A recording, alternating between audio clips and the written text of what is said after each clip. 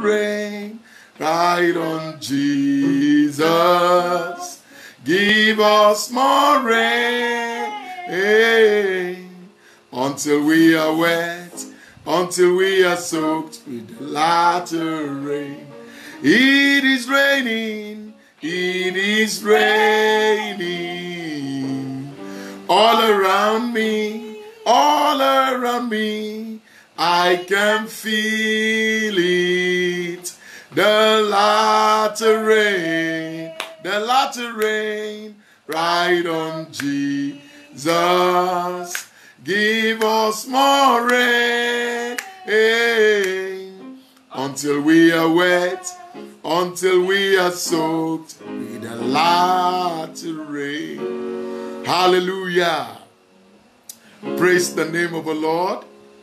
It's a joy to be connected with you again today, bringing God's grace and power unto you as we continue in this series on God's way to prosper. God's way to prosper. This series began 3 days ago on Wednesday, and like I said on Wednesday, this particular series is going to run in 5 episodes. We have looked at understanding prosperity, and today we'll be looking at the topic, God wants you to prosper. And then on Monday, we will look at hard work alone won't prosper you.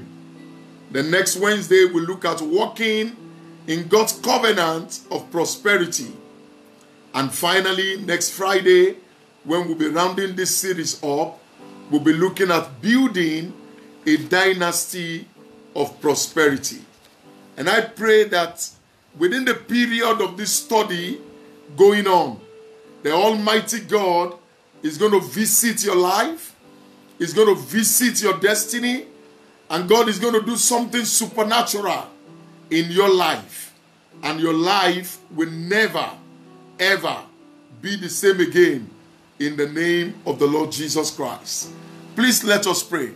Eternal Father, we thank you this hour and we give you praise for your mercies and grace that endures and abounds forever. Be glorified, Almighty Redeemer. Be exalted in your holy mountains. And Lord, please bless our lives, bless our destinies, and do something supernatural even in this meeting today as we share together according to your will and your glory in the name of the Lord Jesus Christ. Thank you, Eternal Father. Let wisdom, knowledge, and revelation flow through your word today to bless, change, and transform the lives of your people in the name of Jesus Christ. Thank you, Father. Hallelujah. Praise the Lord. God wants you to prosper. There is no greater truth than the fact that God wants you prospered, God wants you blessed, God wants you favored, God wants you enriched in all things and be fulfilled as you serve Him and serve His purpose here on earth. Through prosperity, like we defined it in the last episode, is being satisfied in God, being well in health, advancing in wealth, bringing joy and blessing to others, and then being fulfilled in the course of your life. True prosperity is God's will for us. True prosperity is you thriving as the person God has created you to be. True prosperity is you living in the fulfillment of God's purpose for your life. Is you glowing in His blessings and then living a satisfied and fulfilling life in Christ Jesus. God's salvation and will for us is a total package. The salvation of God covers every area of our lives. It is not just the forgiveness of sin alone that salvation brings into our lives. And when we believe that God wants to prosper us, that is one of the most liberating truths that we need to have and that we need to live by. Until you believe it, you cannot become it. And so I'd like you to believe with all of your heart that God wants you prospered. God wants you blessed. God wants you enriched with health, with wealth, with peace, with joy, with favor, and everything that will help you to fulfill your destiny here on earth. You see, Jesus didn't die for you to live a pitiable, beggarly, and unfulfilling life. And that begins even from creation. A peep into the beginning when we all were at Eden will show clearly the will of God, the plan of God, and the purpose of God concerning our salvation. Hallelujah. In Genesis chapter 2, verse 8 to 15, it's so clear there that God Almighty from the beginning brought man into an Eden that is already furnished, finished, and equipped with all that man needed. So let's read from Genesis chapter 2 and verse 8 to 15. The Lord God planted a garden eastward in Eden. The Lord planted a garden eastward in Eden. And there he put the man whom he had formed. And there in this garden, was like. And out of the ground the Lord God made every tree grow that is pleasant to the sight. Yes. And good for food. Yes. The tree of life was also in the midst of the garden. Yes. And the tree of the knowledge of good and evil. Now a river went out of Eden to water the garden. And from there it parted and became 4 river heads. Hallelujah. The name of the first is Fishon. It is the one which skirts the whole land of Havilah. Hallelujah. Where there is gold. And the gold of that land is good. Bdellium and the onyx stone are there. The name of the second river is Gihon. It is the one which goes around the whole land of Cush. The name of the third river is Hiddekel. It is the one which goes toward the east of Assyria. The fourth river is Euphrates. Then the Lord God took the man and put him in the garden of Eden to tend and keep it. Hallelujah. When you look at what God prepared beforehand in the garden of Eden, before he brought man that he has formed into it, it will be very clear to you that God wants a prosperous life for the man he had formed. Even though sin and iniquity came in and deformed man and sought to hinder this great plan of God for man, we saw again in the account of Revelation that at the utter end, where God is ultimately bringing man back to, is also a prosperous place. In Revelation chapter 21, verse 1 to 5, we will see the picture again of the end. We have seen the picture of the beginning in Eden, which is the creative purpose, and now we will see the utmost redemptive purpose and the redemptive place that God is bringing man to again. Revelation 21, verse 1 to 5. Now I saw a new heaven and a new earth, for the first heaven and the first earth had passed away. Also there was no more sea. Then I, John, saw the holy city, New Jerusalem, coming down out of heaven from God, prepared as a bride adorned for her husband. And I heard a loud voice from heaven saying, Behold, the tabernacle of God is with men, and he will dwell with them, and they shall be his people. God himself will be with them, and they will be with God. Hallelujah. And God will wipe away every tear from their eyes. Glory to There God. shall be no more death, nor sorrow, nor crying. There shall be no more pain, for the former things have been passed away. Then he who sat down on the throne said, Behold, I will make all things new. And he said to me, Write, for all these words are true and faithful. Glory to God. So you have seen the picture at the beginning, the picture of Eden. And then you've seen the picture at the end, the picture of the new heaven and the new earth, where there will be no more pain, no more death, no more sorrow, no more crying, no more weeping. And there is a greater percentage of lack of prosperity in an area of life that causes pain and agony and sorrow in the heart of men. But the plan of God, the will of God, the agenda of God is that man that he has formed will prosper. The man he has formed will be in health.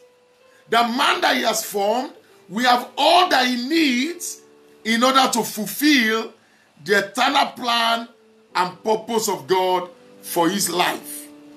In Psalm 35 and verse 27, it reads, Let them shout for joy and be glad. Let them shout for joy and be glad. Who favor my righteous That cause. favors my righteous cause. And let them say continually, Let them say continually, Let the Lord be magnified. let the Lord be magnified. Who has pleasure in the prosperity of his servant. Who has pleasure in the prosperity of his servant. Beloved, God's will is for you to prosper. Your prosperity does not reduce God.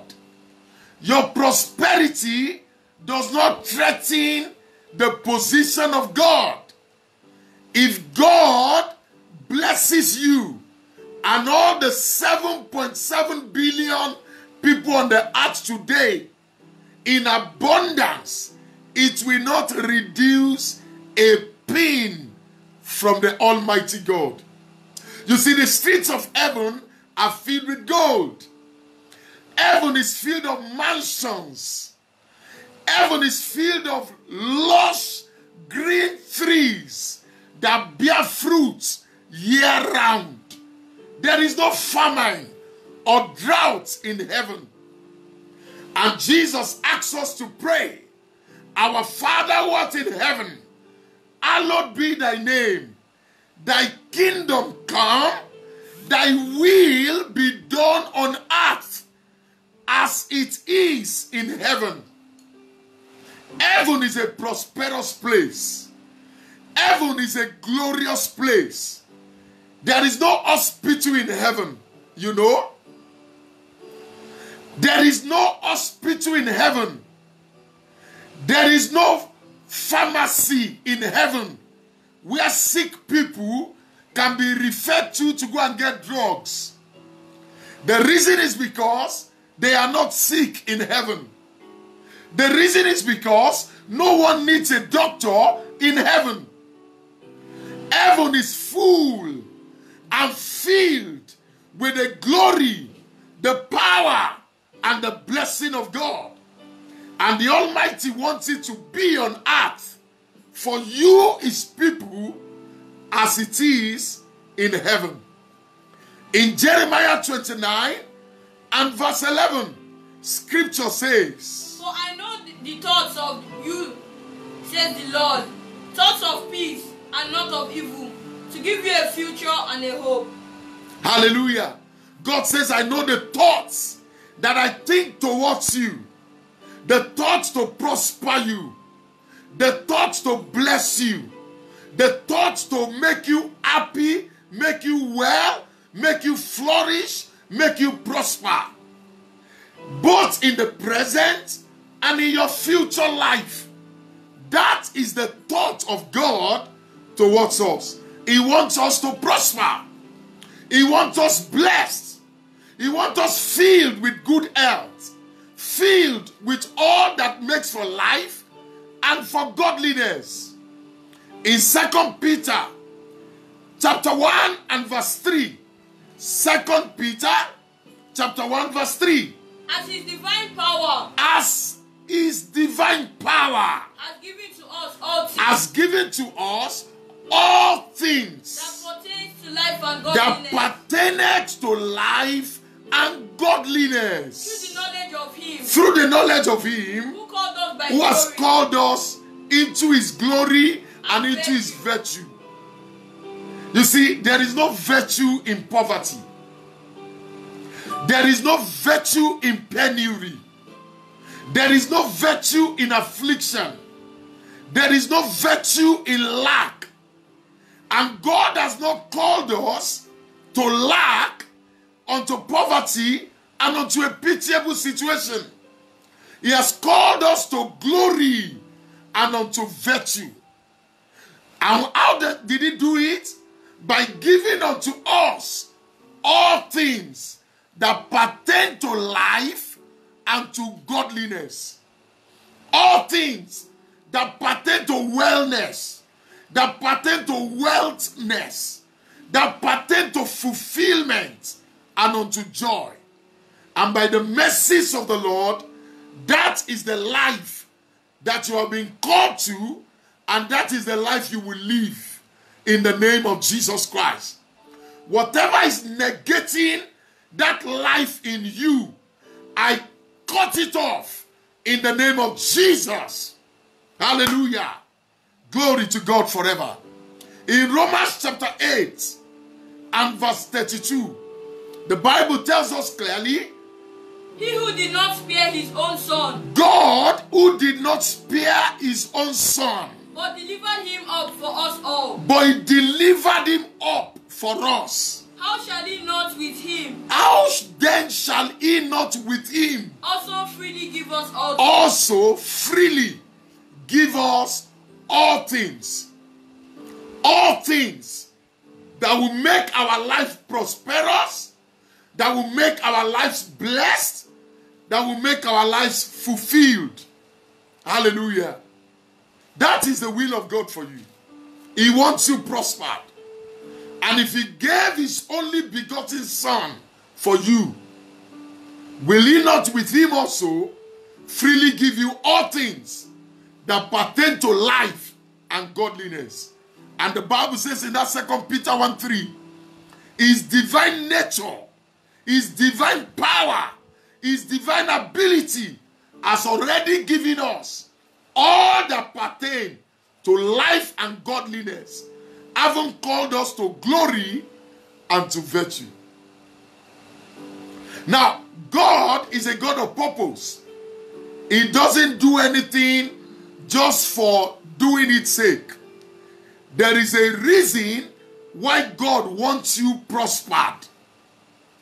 And there are only two reasons why God wants you to be prospered. Only two reasons. Search the scripture. Turn it head and tail. Turn it upside down.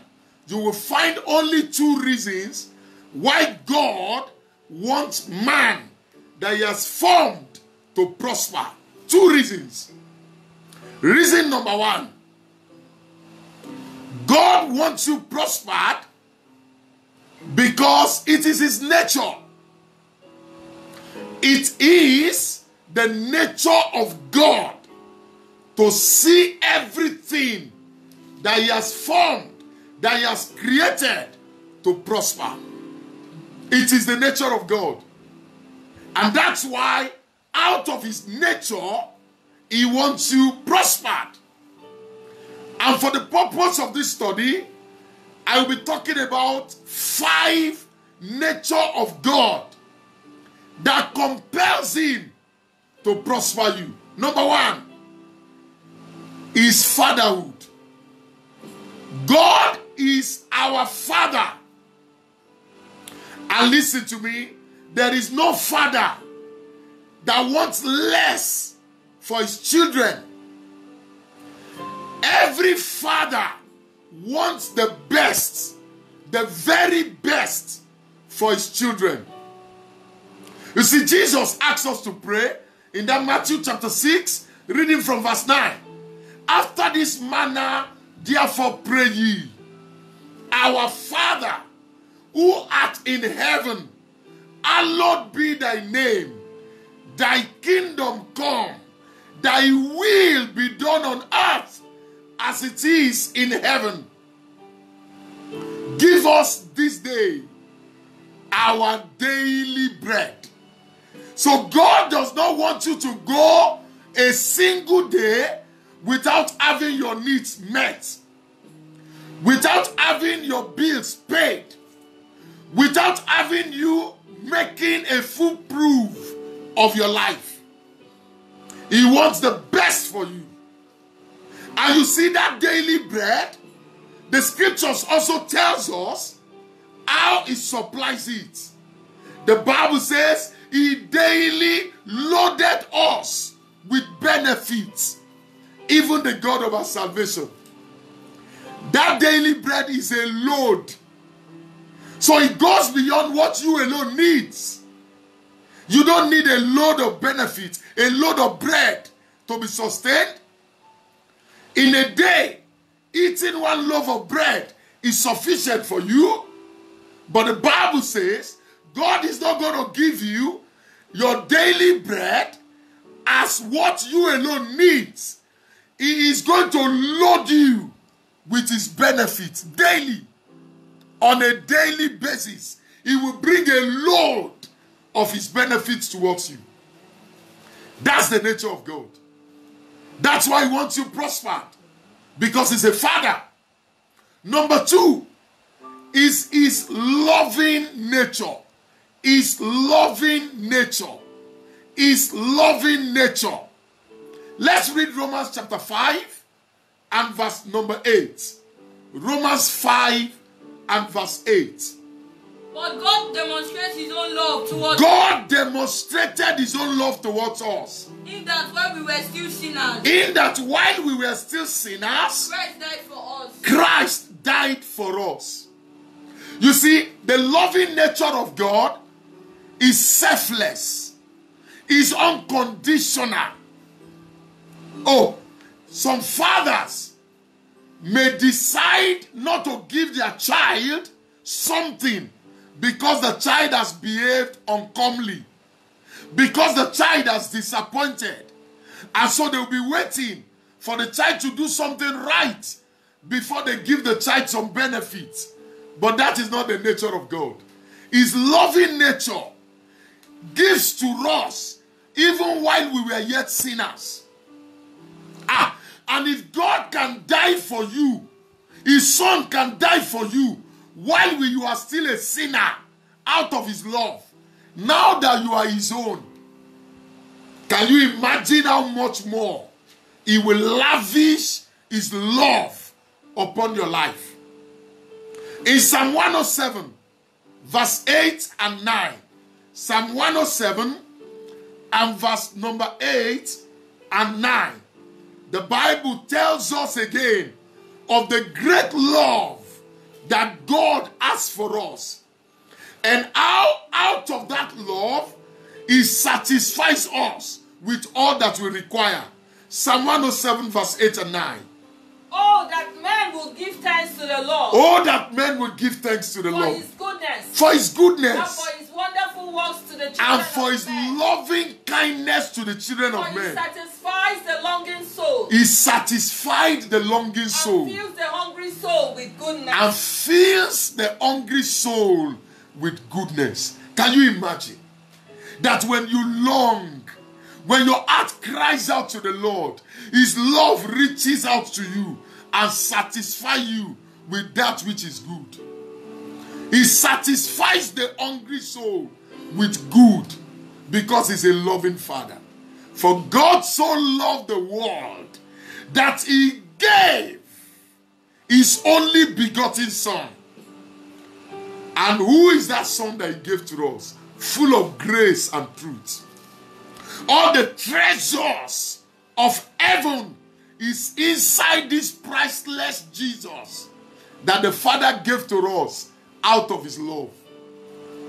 The unsearchable riches of Christ, the unsearchable riches of heaven are in Jesus.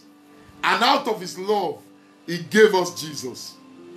And if he had given us Jesus, what else will he not give us? So the nature of God's love compels him to want us to prosper. Number 3 is the nature of his goodness. You see, God is good, and his everlasting kindness endures forever. God, you see, there is no evil in God. The Bible says God is light, and in him there is no darkness whatsoever. So there is no evil inside God. Everything in God is good. God is good, and his mercies endures forever. Hallelujah.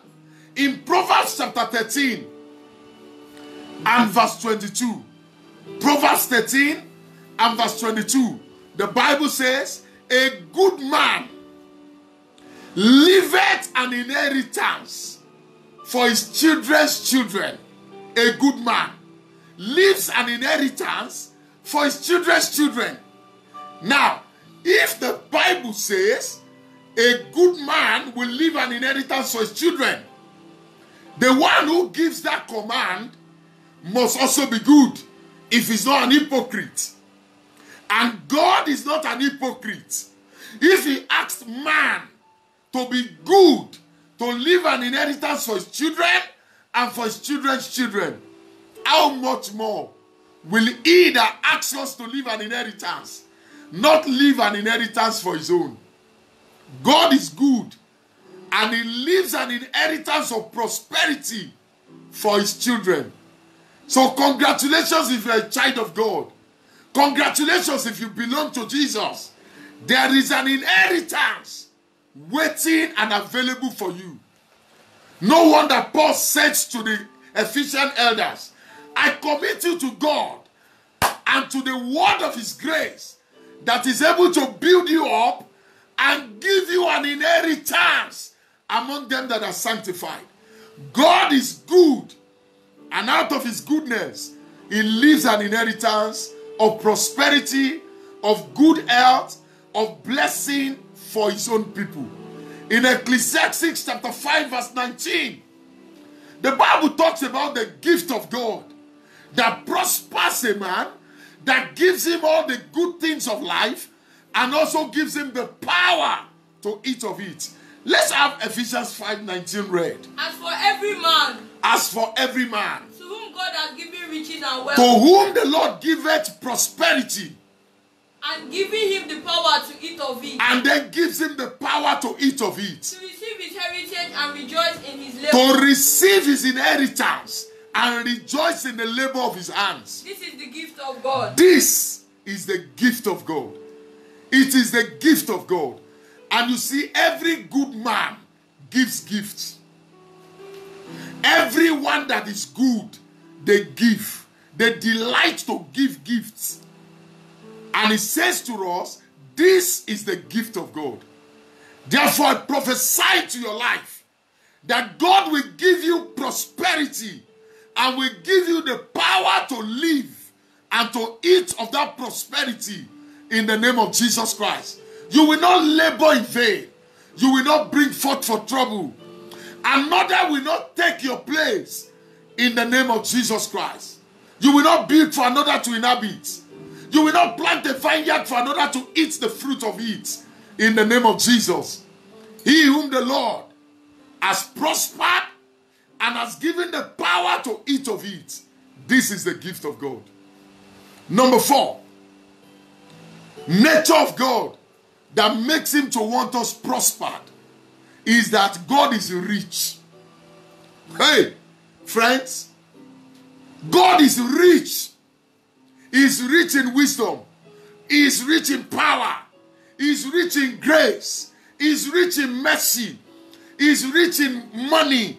God is rich in everything. Hallelujah. We serve a rich, rich, rich God. Wow. 2 Chronicles chapter 32 verse 27 to 29 tells us about the riches God gave to a man. That this man now had a bank. An individual had a bank. Not a bank that has shareholders. He is the sole owner and proprietor of that bank. 2 Chronicles 32 and verse 27 to 29. And you know in 1 Chronicles 29 verse 12, the Bible has told us already that both riches and honor, they come from God. Both riches and honor, they come from God. Haggai chapter 2 verse 8 have told us that the silver is mine and the gold is mine, saith the Lord of hosts. Psalm 50 verse 10 to 12 have told us that God owns the cattle upon 1,000 hills. That if he is hungry, none of us can feed him and satisfy his hunger, because he has all it takes both to feed himself, feed the host of heaven, and feed all of humanity. But let us read 2 Chronicles 32 verse 27 to 29. Hezekiah had very great riches. Hezekiah had very great riches And honor. And And he made himself treasuries for silver. he made himself treasury, a bank, for silver, For gold. for gold, For precious stones. for precious For stones, spices. kai, For shields. For paraketeya, all kinds of desirable items. mikotalikatila. Storehouses for the Glory harvest to of God grain, forever. wine and oil, stores of all kinds of livestock, and folds for flocks. Moreover, he provided cities for himself, and Kayabakasata. possessions of flocks and herds in abundance. For Kembreketekebokobaria. God had given him very much For property. God has given him very much prosperity. God so blessed Hezekiah, so prospered him. The man had banks for money, stores for all kinds of animals. He had cities. We're not talking of estates. We're talking of cities owned by a single man. Because God, who is rich in all things, has blessed him. The nature of God is a nature of riches, is a nature of wealth, is a nature of abundance, is a nature of more than enough. He is not called El Shaddai for nothing. He is more than enough. He is more than enough.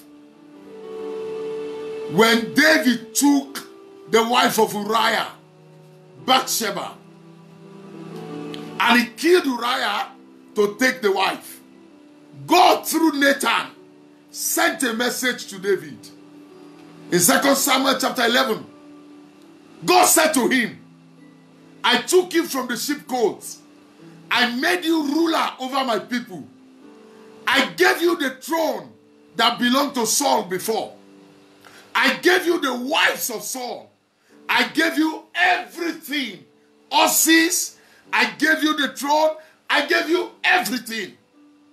And then God said, if this were too little for you, if the throne was too little, if the wives I gave you were too little, if the horses I gave you were too little, if the power, the position, the authority I gave you were too little, you could have just asked, and I would have given you much more. I would have given you much more. Ha! My friend, God is able to give you much more than you ever think or imagine, according to his power that is at work in us. Ephesians chapter 3 verse 20. He said, now unto him that is able to do exceedingly, abundantly, far above all that we could ever think or imagine, according to his power that is at work in us. God is rich. There is no doubt about it. No comprehension of the vastness of the riches of the Almighty God. You just need to look at creation. How lush and beautiful all that God created is. The riches that are in the earth, the gold, the diamond, the silver, the everything, and God created them all. The earth is the Lord's, and the fullness thereof, the world and all that are therein. Wow. The children of Israel didn't understand this. That's why they sang and cried in the wilderness. He gave us onions. He gave us garlic. He gave us this. He gave us that. But can he furnish tables in the wilderness? And the Bible says they limited the Holy One of Israel. They limited the flow of his power that could reach them to prosper them. Praise the name of Jesus Christ. God is rich. He is rich. Rich in all things. No limit, no searching of his understanding. And if that God is so rich, he wants to display that riches in your life. He wants to manifest that glory in your life. Glory to God forever. These riches are not for demons. They are for children. The children of the kingdom. Glory to God forever. Amen and amen. Finally, concerning the nature of God, why he wants you rich is because it is the nature of God to show off his own, to display his glory in his people. The Bible says we have this treasure in earthen vessel, that the excellency of the power may be of God and not of man. The Bible says now unto the principalities and power may be known by the church the manifold wisdom, manifold riches, manifold grace of the Almighty God. God wants to display his riches, his glory, his power through our lives. He wants the world to see how great he is. And it is through our lives he wants to show it forth. That's why he wants you to prosper. You remember, we read that scripture yesterday in Job chapter 1 from verse 8 to 10. The Bible says Satan came in the day that the sons of God gathered. And the Lord asked him, Satan, where are you coming from? And Satan said, from going to and fro upon the earth. And God said to him, have you considered my servant Job? That there is no one like him upon the earth. A man that is upright and righteous and escheweth evil. A man that is so blessed and prospered and yet is righteous in his ways. And Satan began to say, have you not blessed him? Have you not prospered him? Have you not built an edge around his life? You see, God wanted to show Satan how rich he is. He blessed Job. He prospered Job. He enlarged Job. He blessed and gave Job a glorious and fulfilling life. Will you open your heart and your life to receive the riches of his glory? To become a symbol, a sign and a wonder that God will show to the world how rich he is, how great he is, how mighty he is. God wants you prospered so the world will know how great is our God. Hallelujah. Glory to God forever. You see, when God blessed Solomon, the Bible said kings and queens and nations of the earth, they came to Jerusalem to learn of the wisdom of Solomon. And when they were going back, they were returning glory to God. They were celebrating the God of Solomon. That's what God wants to do, that makes him want to prosper you. And so number 2 reason why God wants to prosper you is because of his purpose. His purpose. There is a purpose of God in your life.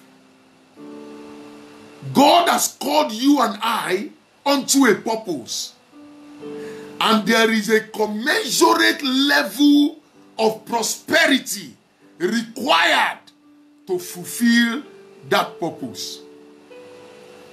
Hey, God wants to preserve the world as it were, and the children of Jacob.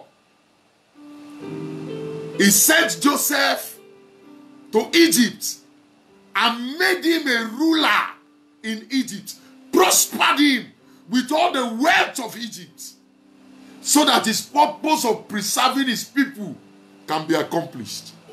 And Joseph understood that. He understood it perfectly.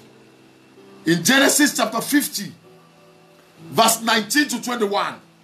Genesis 50, verse 19 to 21. Joseph said to them, do not be afraid. Do not be afraid. For I am in the place of God. For am I in the place of God? But as for you, you meant evil against me. You meant evil against me. But God meant it for good. But God meant it for good. In order to bring it about as it is this day. In order to bring it about as it is this day. For his purpose as it is this day to be accomplished. To save many people alive. To save many people alive. Now therefore. Do not be afraid. Do not be afraid. For I will provide for you. I will provide for you and your little ones. And he comforted them. And he comforted them. And spoke kindly to them. Wow. God brought Joseph to that point of prosperity. Not for Joseph's sake alone, but for his purpose of preserving a people for himself in Egypt. God brought Joseph to that point of prosperity. And like we said in the last episode, prosperity is both positional and progressive. So we saw the progression it took for Joseph to get to that point of prosperity. He was sold as a slave. He served in the house of Potiphar. He served in the prison before God brought him fully to that position. And while as a slave, Joseph was a prosperous man because the Lord was with him. So you see, it is not until when you had all the money, it's not until when you have all the position, all the power, that you are a prosperous man. No. In the house of Potiphar as a slave, Joseph was a prosperous man. Why? Because he was in purpose. He was in the will of God, and the presence of God was with him. In the prison, they told us again that Joseph was a prosperous man. Why? In the prison, he was in the will of God. He was doing everything right. He was a blessing, both to the head of the prisons and even to the prisoners. He was bringing comfort and joy, direction and counsel, even to the prisoners. He was a prosperous man. And ultimately, God brought him, shifted him into the palace, where he was able to now fulfill ultimately and maximally the original purpose and intentions of God. So whatever level you are today, if you are in the will of God, you are a prosperous man. And I pray that there will be a shift in levels, a shift in status, a shift in positioning that will move you to the highest level, where God's purpose for your life will be fulfilled. God's purpose was to save mankind.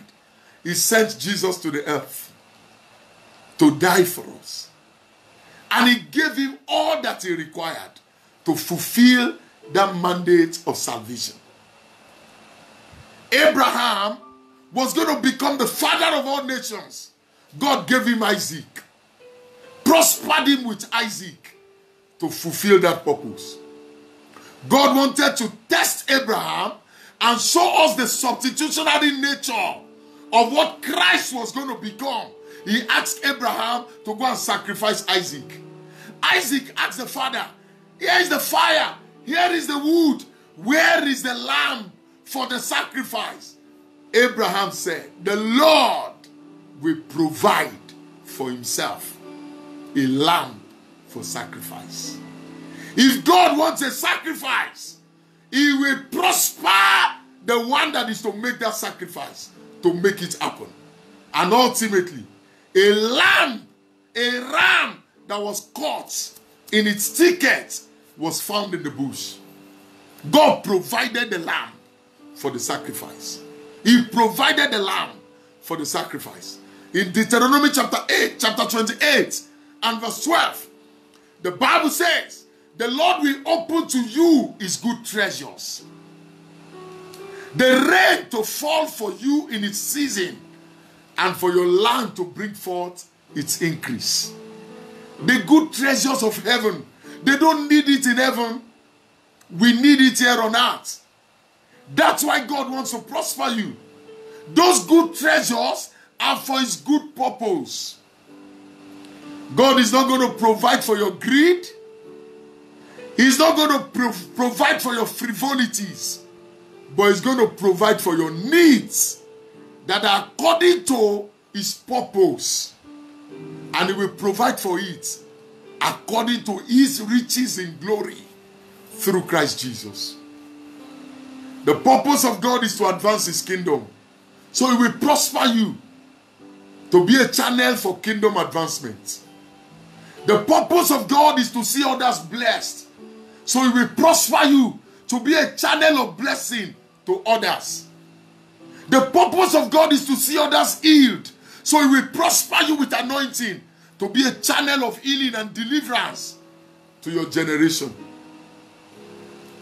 We read Deuteronomy chapter 8 and verse 18. Deuteronomy 8 and verse 18. And you shall remember the Lord And your you God, shall remember the Lord your God. for it is he who gives power to get For it wealth, is he that giveth us the power to get wealth, that he may establish his covenant, so that he can establish his covenant, which he swore to your fathers, which he had sworn to our fathers, as it is this as day. it is this day. The power to get wealth is to establish a covenant, a purpose, an agenda. It is so that an agenda can be established, a purpose can be fulfilled. That's why God wants you prospered, so that his purpose on earth can be accomplished, so that you can represent him maximally. You can represent him with fulfillment and joy. You can represent him with ease in running out and carrying out his mandate for your life. God wants a temple built.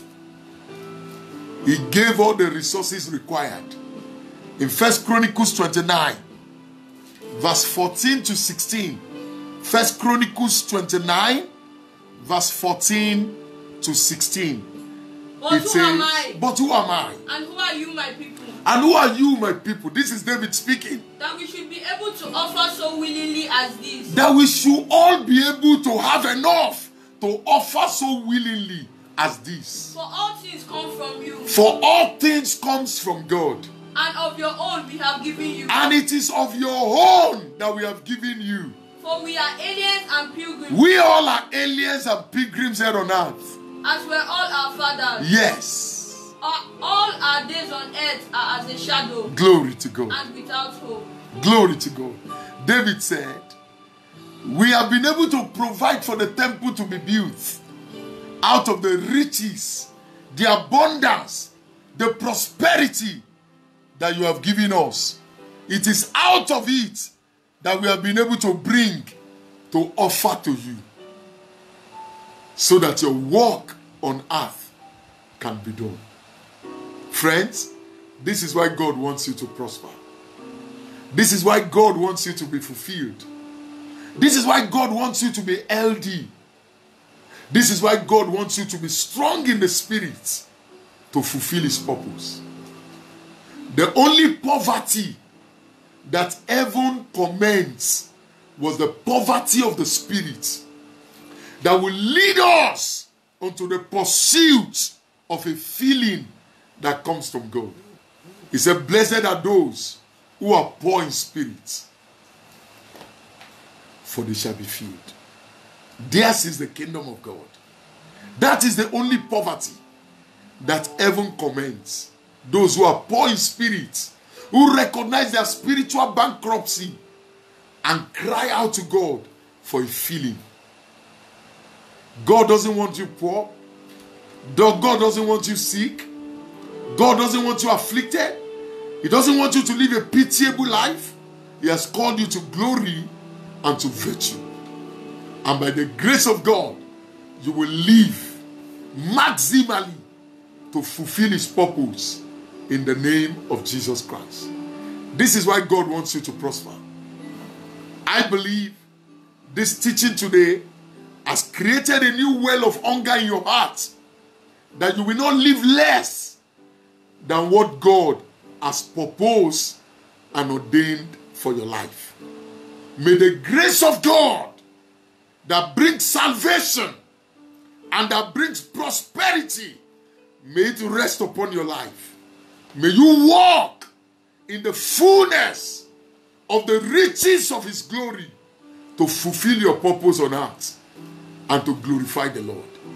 In the name of Jesus Christ. Hallelujah. Thank you once again for joining me. I believe you have been blessed by this study. On Friday, by 4 p.m., we will continue on this series when we'll be looking at hard work alone will prosper you. And we'll be looking at the 12 critical principles that heaven has charted for us by which we can prosper. Hallelujah. So join me again on Monday by 4 p.m. But before then, we're going to have church in the house again on Sunday by 9 a.m. Please do well to join me. And until then, please stay blessed, stay strong, and stay safe. It is well with you. In Jesus' name. I love you. Cheers.